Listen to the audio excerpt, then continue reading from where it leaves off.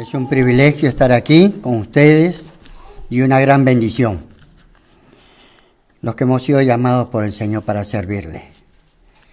Recibimos dones, ministerios, y es una bendición, un privilegio, una gran responsabilidad, pero sobre todo es para darle la gloria a Dios, que siempre debemos cuidar eso, que toda la gloria sea para el Señor. Gracias por la invitación, Pastor Carlos, por la iglesia que nos recibe con mucho cariño, y esperamos que esta palabra bendita nos edifique, ¿sí? Una vez más vamos a orar. Gracias, Dios, porque nos amas, porque nunca nos vas a abandonar, porque tú has prometido estar con nosotros. Queremos ser sensibles a tu voz y estar dispuestos a la obra de tu Espíritu Santo para ser moldeados, para buscar hacer tu voluntad, que es agradable y perfecta. Bendícenos con tu palabra, con tu presencia, en el nombre de Jesucristo. Amén. En el libro de Deuteronomio, capítulo 10, vamos a ir buscando.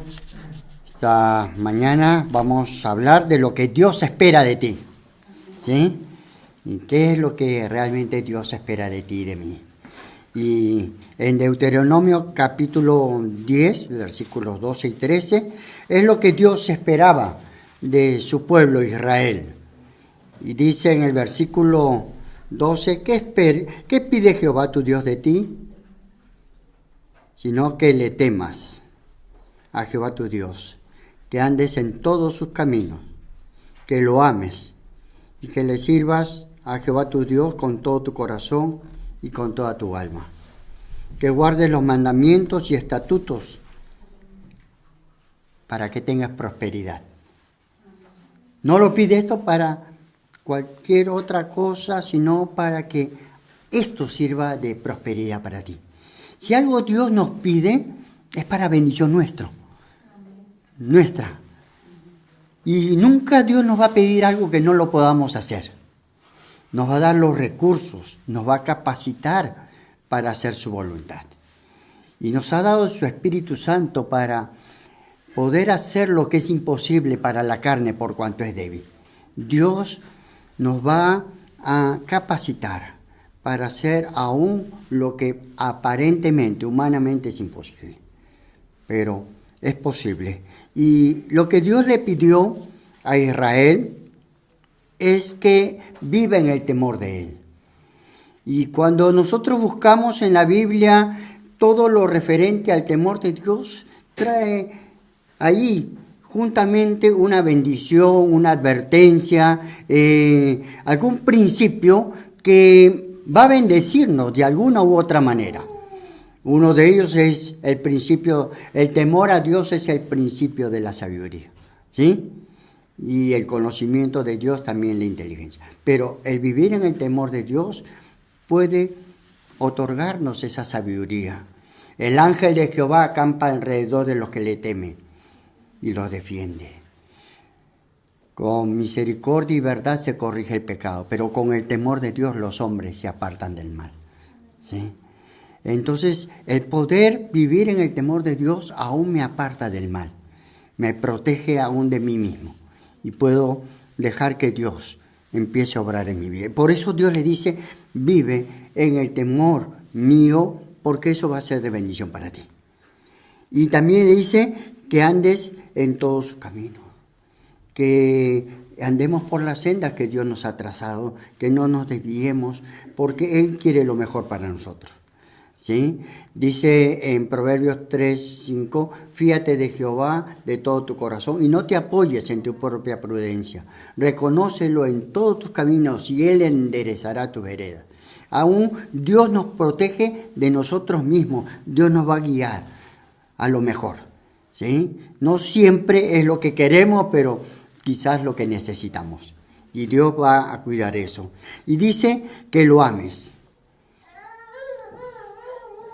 El amar a Dios implica el guardar su palabra, el obedecerle. No solamente tener un sentimiento de amor, Dice que a los que aman a Dios, todas las cosas les ayudan a bien. No los que tienen un sentimiento de amor solamente, sino aquellos que están dispuestos a obedecerle, a hacer lo que Él pide.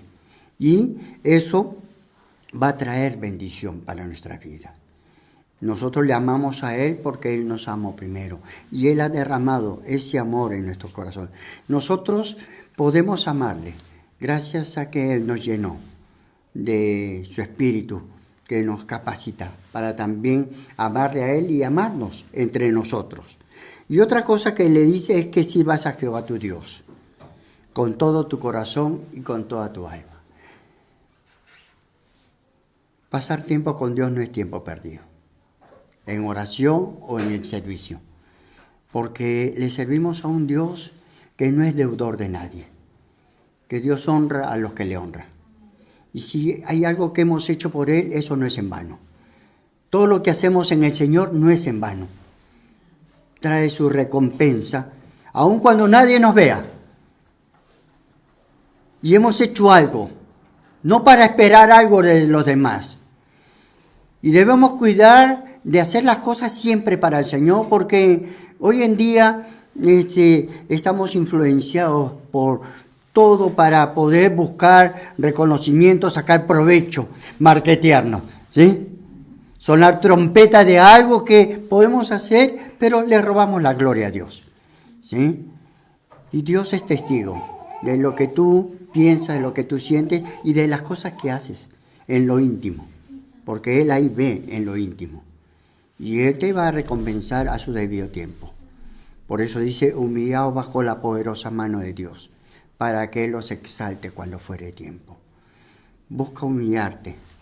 Para mí esto es muy importante, humillarnos delante de Dios, aun cuando delante de las personas podamos tener menosprecio o algo, no valoración, pero Dios sabe.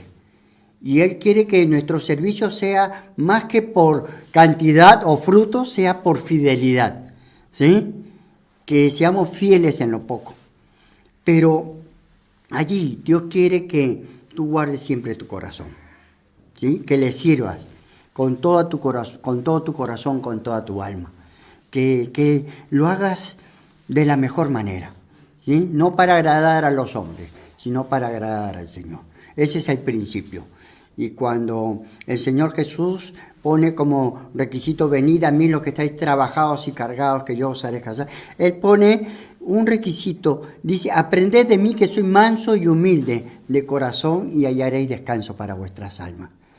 Esa alma cargada, con mucha turbación por alguna circunstancia, en Él podemos hallar descanso. Pero esos dos requisitos, mansedumbre y humildad, qué difícil es. Bueno, para los que conocen el Perú y Lima, ser manso manejando no es fácil. Pues no es fácil. Y ahí uno tiene que ser manso. Ya, está bien, pasa.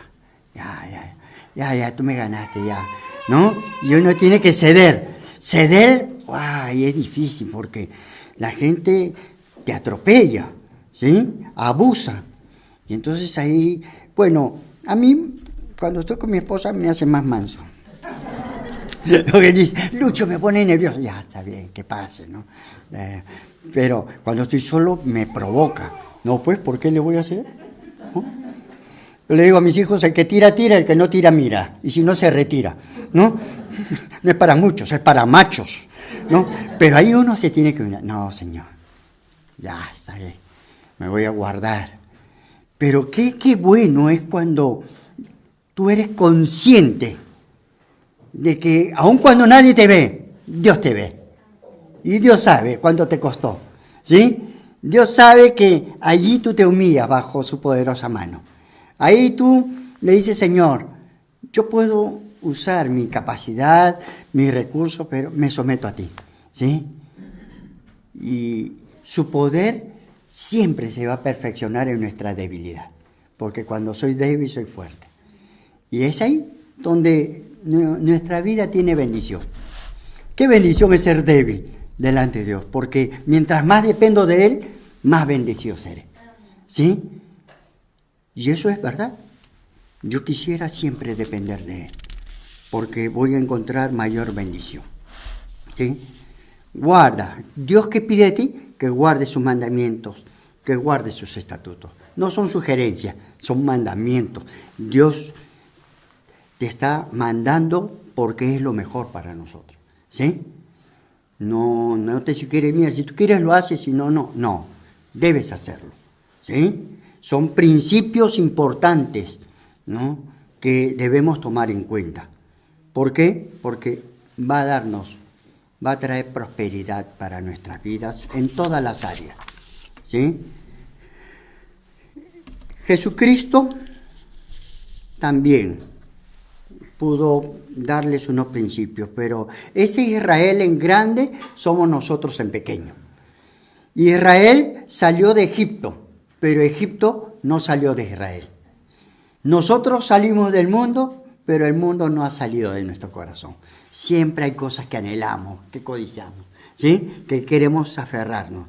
Y nosotros necesitamos ser guiados, ser aprobados por Dios, que así como Dios tuvo un propósito de que el pueblo de Israel sea de bendición a todas las naciones, que sea luz, que conozcan a ese Dios verdadero, es el propósito por el cual el Señor Jesús también enseñó a sus discípulos que deben ser luz. Y en el Sermón del Monte, en el capítulo 5, desde el versículo 13, porque ya conocen las bienaventuranzas, es lo que Cristo esperaba de sus seguidores, ¿sí? Y realmente en el versículo 13 habla de que sean la sal de la tierra, que puedan preservar. La sal sirve para dar sabor, pero para preservar también, ¿sí? Y que tenía que darle buen uso. En el versículo 14 al 16 dice que sean luz del mundo, que podamos guiar. Esa luz no como la linterna para alumbrarle los ojos, que va a cegar, sino para alumbrar el camino, ¿sí?, para guiarles, para poder conducirles a buenos lugares. Y también en el capítulo 5, versículo 20, les enfatiza que ellos deben cuidar de que su justicia sea muy superior a la de los fariseos y escribas, porque ellos conocían la ley, la compartían, pero no estaban siendo consecuentes con ello. Y hoy en día encontramos gente muy erudita, ¿no?, que puede argumentar, pero dista mucho eso de la conducta que tiene, ¿sí? Y por eso el Señor Jesús dice, si vuestra justicia no fuere mayor que la de los fariseos y escribas, no entraréis en el reino de los cielos. Porque habla de una consecuencia de lo que creemos, de lo que predicamos. Y la Biblia también nos enfatiza que debemos cuidar de aquellos fariseos que eran del tiempo contemporáneo de Jesús. Hoy día también tenemos fariseos contemporáneos, ¿sí?, que caen en lo mismo, pegarse a la letra, a la ley y no al espíritu de la palabra. En Mateo capítulo 23, versículos 3 y 4, dice: así que todo lo que digan que guardéis, guardarlo y hacerlo. Mas no hagáis conforme a sus obras, porque dicen y no hacen. Porque atan cargas pesadas y difíciles de llevar y ponen sobre los hombros de los hombres, pero ellos ni con un dedo quieren moverlas. ¿Suena familiar? Eso fue escrito más de 2000 años, ¿sí? Sin embargo, la palabra de Dios sigue siendo vigente. Hay personas que usan la palabra para poner sobre otros cargas, para pedirle a otros que hagan lo que ellos no hacen. Por eso el Señor Jesús dijo, hagan lo que dicen, pero no lo que hacen, ¿sí? Y debemos tener cuidado, porque el Señor enfatizó justamente eso, lo que ellos dicen. Y por eso se refiere, oíste que fue dicho en referencia a los fariseos y escribas, porque ellos usaban la palabra, no literalmente, pero no se aplicaba bien. Y empieza en el 5:21, él va a darle la autoridad a la palabra, ¿no? Y dice, oíste que fue dicho, mas yo os digo. Oíste que fue dicho, no matarás. Y la gente dice, bueno, yo no he matado. Sí, pero lo insultaste, lo humillaste, ¿no? Destruiste su autoestima, pero no lo has matado. Pues sí, tienes razón. Por eso él dice, mas yo os digo. Si ustedes tratan mal a alguien, como dice Proverbios 12:18, hay hombres, en términos generales, cuyas palabras son como golpe de espada. Parte, hiere, destruye, mata. Pero la palabra de los sabios es medicina. ¿Sí? Qué lindo que nuestra palabra sea para bendecir, para edificar, para consolar, no para destruir. Y los fariseos solamente se limitaban a no matar físicamente. Pero el Señor va más allá de la letra, sino de lo que hay detrás. Y en el capítulo 5, versículo 27 dice, no adulterarás. Pero no, yo soy fiel a mi esposa, no tengo otra, o a mi esposo. Pero habla de infidelidad, de que ya no le eres fiel. No te guardas para él, para ella. Ya tu corazón se inclina. Y esa infidelidad está en el corazón. Ya no la amas como ella necesita y desea ser amada, sino a tu manera. Ya no lo amas como él necesita y desea ser amado, lo amas a tu manera, pero cada vez se va enfriando, ¿sí? Y ya no hay ese compromiso. Cuando nosotros llevamos un aro, no solamente es para demostrar que estamos casados, sino para mantener vigente el pacto que hemos hecho, ¿sí? Que hemos hecho un compromiso delante de Dios. Pero hablamos de fidelidad a nuestro cónyuge, pero también tenemos que ver nuestra fidelidad a Dios. Las personas nunca caen de la noche a la mañana, se van deslizando, van cediendo terreno y después sí, ya no hay nada que los frene, ¿sí? Pero empezó en el corazón, empezó en la mente, de ya no seguir respetando, ya no seguir admirando. Ya alguien va ocupando otro lugar, el lugar, ¿no?, que tenía la persona. Mateo 5:33 y 34 habla de no jurar, ¿no? Pero tiene que ver con el sentido de tu integridad, tu palabra. Que delante de Dios tú sí seas sí, tú no seas no, que tú no tienes doblez, que tú no haces las cosas para tratar de persuadir, sino que eres transparente. Lo que tú dices, eso vas a hacer porque eres consecuente. Cuando le entregué mi vida al Señor, muy joven, me encontré con muchas sorpresas, que personas que eran mis líderes no eran consecuentes. Y una de ellas fue que siempre escuchaba, ya, cuenta conmigo, cualquier cosa, cuenta conmigo. Y cuando la gente lo buscaba, le ponían cualquier excusa. No, es que esto. Y pasaba en el mundo y ahora lo estaba viendo en la iglesia. Y oré y le dije, Señor, por favor, guárdame de poder decirle a alguien que puede contar conmigo y cuando me busque le voy a dar cualquier excusa. Por eso siempre le digo a la persona, estoy dispuesto y disponible. Y oro al Señor que me ayude a ser consecuente con lo que le prometí. Porque le di mi palabra de que puede contar conmigo. Y quiero que Dios me ayude a ser consecuente con ello, a poder vivir lo que predico, ¿sí? Y eso es una bendición para mí, personalmente, porque veo que puedo hacer algo por alguien que les permite recibir consuelo, les permite recibir ánimo para enfrentar sus situaciones, porque no están solos, tienen a alguien. Y no me limito solamente a dar una consejería, sino que le hago un acompañamiento, porque eso es lo que necesitan las personas, que pueden contar con uno 24/7 literalmente. ¿Ah? ¿Sí?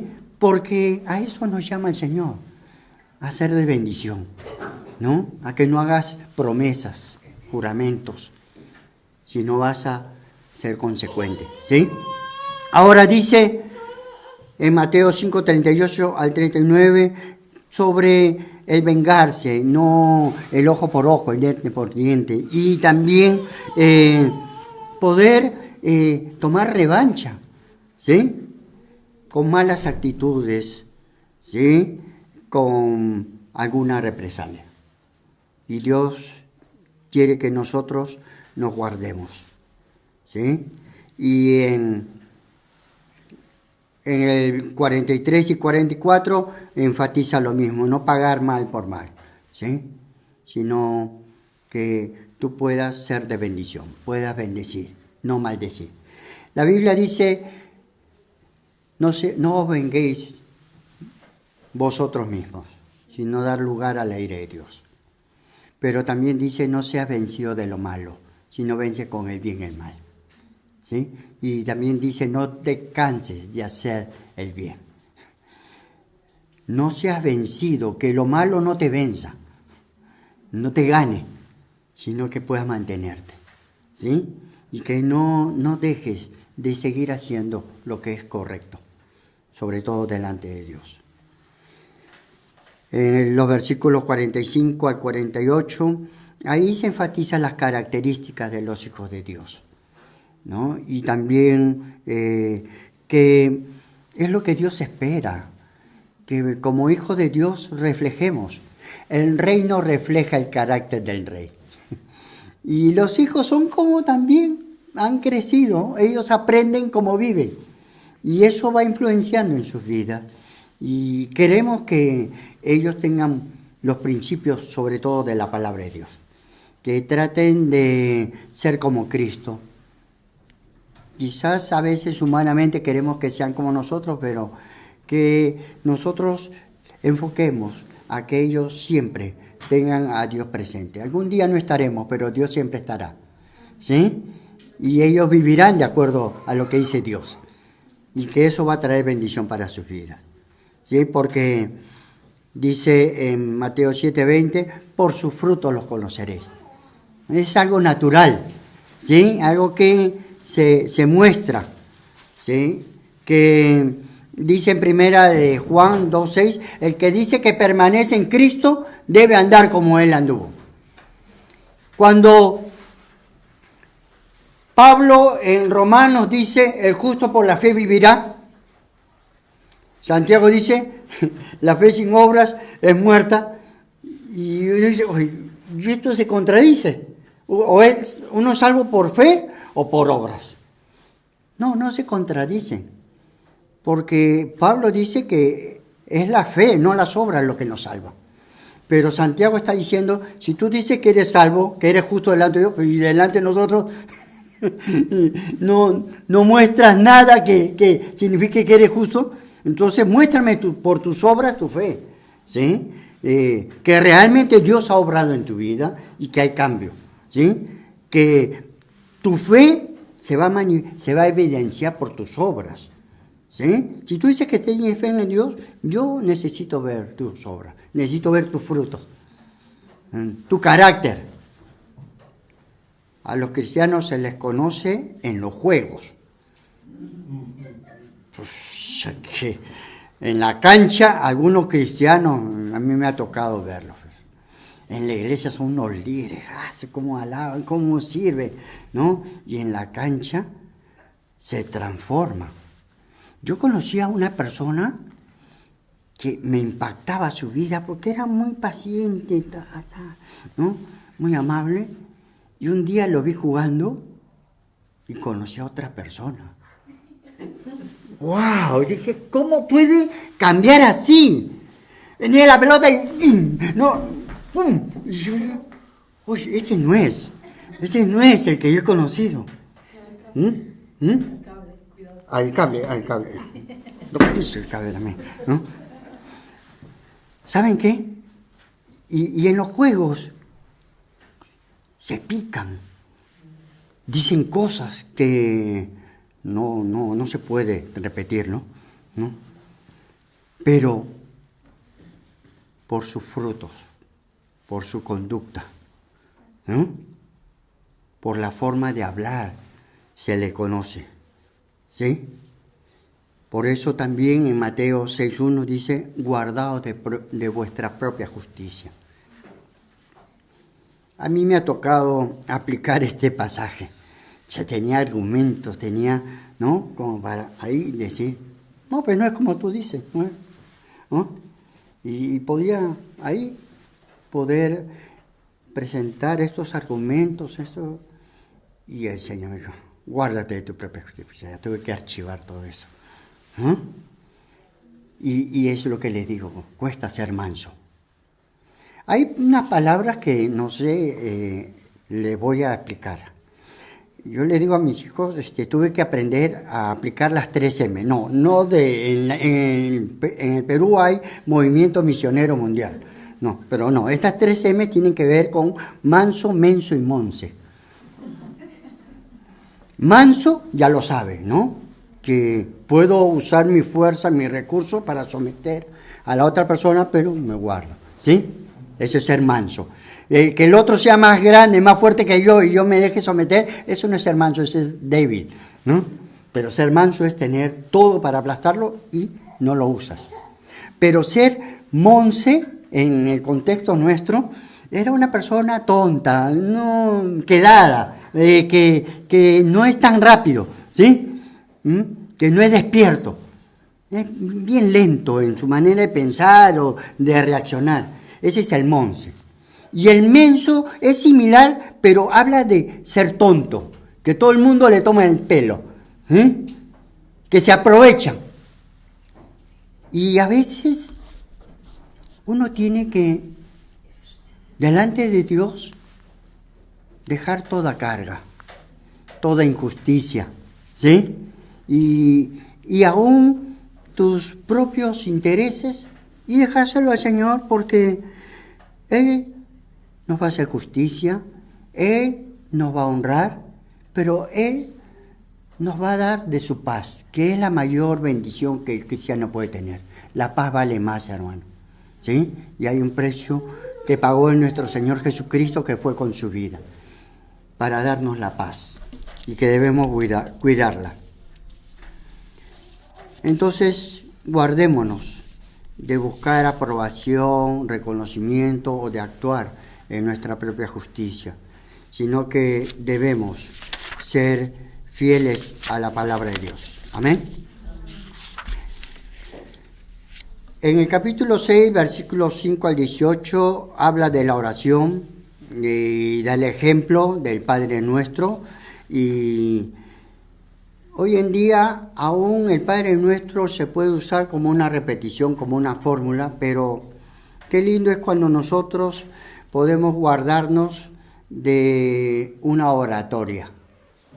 Hay gente que está buscando solamente orar para los demás y eso puede ser bueno, pero la oración no depende de quien ora, sino de quien escucha.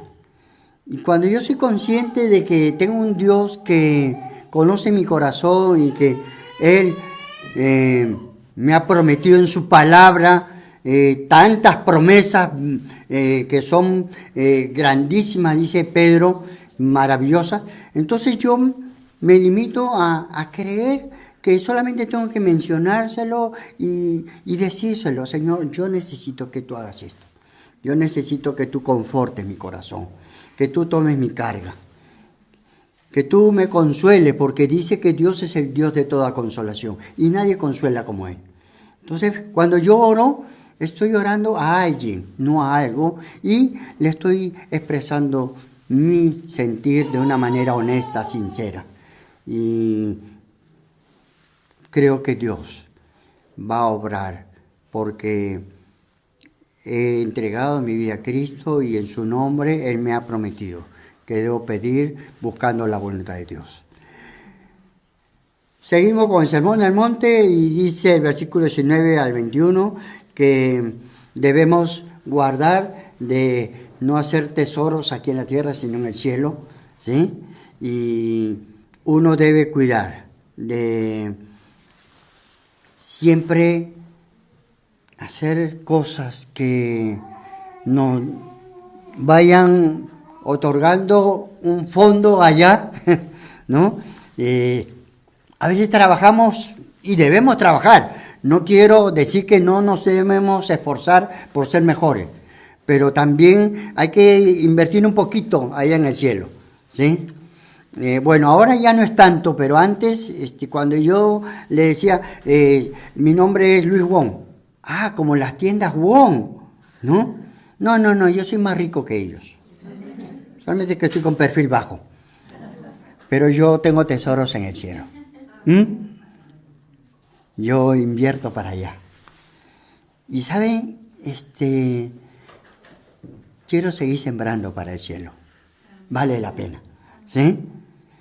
Porque eso es a donde yo voy a ir. Acá estoy de paso, allá voy a quedarme y entonces prefiero invertir allá donde voy a vivir mejor, ¿sí? Amén. ¿Qué es lo que Dios espera de ti? Podemos seguir con el Sermón del Monte, pero ¿qué es lo que Dios espera de ti?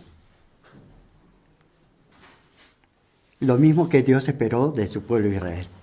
Que le temas, que le ames, que guardes sus mandamientos, que le sirvas de todo corazón, para que te vaya bien. Lo que el Señor Jesús le dijo a sus discípulos, que sean la sal, la luz, que se guarden de su propia justicia, que reflejen fruto, es porque era la bendición para sus discípulos, ¿sí? Y Dios nos ha llamado para ser de bendición. Pero, ¿cómo podemos nosotros agradar a Dios si no conocemos su palabra? Si nosotros decimos que amamos a Dios, la Biblia dice que esa palabra de Dios es viva y eficaz, más cortante que doble filo, que penetra hasta partir el alma, el espíritu, los tuétanos, las coyunturas, discierne los pensamientos, las intenciones del corazón. Esa palabra de Dios es útil para redarguir, corregir, instruir, a fin de que todo hombre sea enteramente preparado para toda buena obra. Pero esa palabra de Dios, como dice el Salmo 19:7, la ley de Jehová es perfecta, que convierte el alma. En el alma están los sentimientos, el intelecto y la voluntad. Y la palabra de Dios puede tocar tu intelecto, puede tocar tus emociones, pero también puede tocar tu voluntad. Por eso es importante que pasemos tiempo con la palabra, para poder conocerle más, para amarle más, obedeciéndole, pero también para poder dejar que esa palabra de Dios produzca el cambio que necesitamos, que convierta el alma, que la transforme, que transforme mi manera de pensar, mi manera de sentir, que produzca el querer como el hacer por su buena voluntad, que la palabra de Dios produzca en mí lo que es imposible para la carne por cuanto es débil. Ese espíritu de vida en Cristo Jesús me ha librado del poder de la carne, de la muerte. Y es el que me capacita para hacer las cosas de Dios, la voluntad de Dios. Los discípulos decían, dura es esta palabra, ¿quién la puede resistir? Pero Pedro dice, ¿a quién iremos? Tú tienes palabras de vida eterna. El Señor dijo, mis palabras son vida, son verdad. Se admiraban de su doctrina porque su palabra era con autoridad, con poder. ¿Qué? Me imagino yo qué tal poder tenía la palabra. Ya, Mateo, deja todo y ven. Pedro, tú y Jacob, vamos. Dejaron sus redes, dejaron todo. ¿Qué tal la autoridad? El centurión que busca al Señor dice, Señor, tú di la palabra y se hará, porque yo tengo autoridad, pero tú tienes una autoridad que es superior a la mía. Y a veces uno dice, quisiera estar ahí para consolar, pero Dios puede estar ahí, porque Él ha prometido que Él puede consolar. Y nosotros podemos orar, Señor, consuela, Señor, sana, Señor, restaura.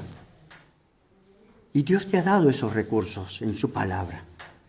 Y eso es lo que Dios le pidió a Israel, que ellos podían clamar a Dios. Y cuando habían ejércitos numerosos, Dios le daba la victoria. Cuando clamaban a Dios, Dios les respondía, tenía misericordia. Jesús le dijo, en el mundo tendréis aflicción, pero confía, yo vencí el mundo, yo estoy con vosotros. Ese Dios está con nosotros. Ese Dios quiere bendecirnos, pero quiere que guardemos su palabra. Pero quiere que nosotros tengamos esa palabra, que se haga carne en nosotros. Que esa palabra de Dios pueda producir en nosotros ese cambio, esa transformación que Dios espera. Pero que seamos dóciles, que seamos sensibles a la voz de Dios. Amén. Entonces necesitamos ponernos en las manos del Señor para que Él nos bendiga. Preséntate a Dios como obrero aprobado, que no tenga de qué avergonzarse, que usa bien la palabra de verdad, pero lo uses para ti mismo primeramente. Cuídate de ti mismo y de la doctrina que has creído, pues haciendo esto te salvarás a ti mismo y a los que te oyeren, le dice el apóstol Pablo a Timoteo. Padre Santo, gracias, porque esta palabra nos ha bendecido y queremos que nos siga bendiciendo. Danos hambre y sed de tu palabra. Haznos sensibles a la voz tuya. Háblanos, Señor. Toca nuestra alma, nuestro intelecto, nuestras emociones, nuestra voluntad y permítenos ser instrumentos útiles en tus manos. Que podemos llevar tu palabra que consuele, que confronte, que lleve a las personas a reconciliarse contigo, que pueda llevarles a que ellos tengan una relación personal contigo. Bendice a cada persona que presente, a los que están recibiendo este mensaje, que tú nos bendigas y bendiga a nuestras familias, en el nombre de Jesucristo. Amén. Que Dios le bendiga.